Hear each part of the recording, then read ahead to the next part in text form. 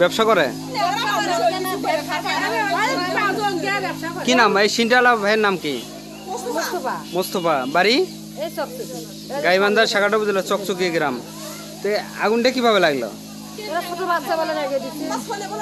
উনি ব্যবসা করে এখানে এনে রাখছিল, সিনটাগুলো রাখছিল, কিনে কিনে বিক্রি করে। আগুন লেগে যাওয়ার পরে ফায়ার সার্ভিসে খবর দিচ্ছেন? আগে এলাকার মানুষ অনেক ভাবছিল, খবর দেওয়ার অনেক পরে আসছে, ওরা আসা আগুন নিবালে অর্ধাতে নিবেনি হয়ে গেল, তারপরে নিভে গেছে। ভাই এইটা হওয়ার পরে উনি এরকম অসুস্থ হয়ে গেছে না? অসুস্থ মানে আর তিন পরিবার সবাই অসুস্থ হয়। তোমার বাড়ি কই? আমার ঘর এই চকচকি গ্রাম না? কিভাবে আগুন লাগলো? এখন কিভাবে আগুন লাগছে তারপর আমি খবর পাবানি।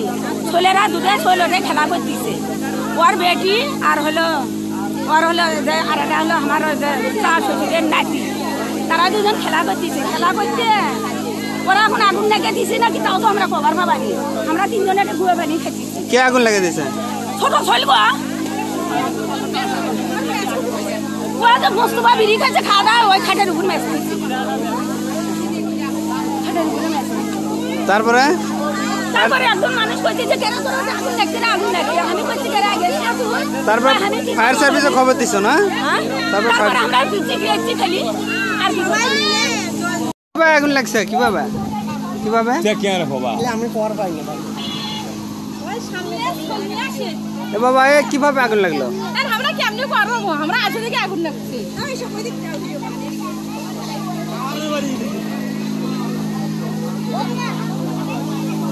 কিভাবে আগুন লাগছিল? কিভাবে লাগলো আমি সেটা তো জানি না। সিনটালা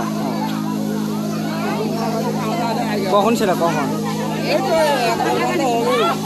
এটা কোন গ্রাম? চকচকি। কিভাবে আগুন লাগছিল? কিভাবে?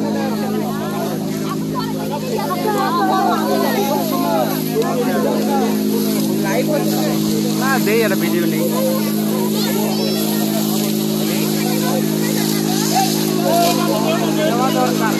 আধা ঘন্টা পরে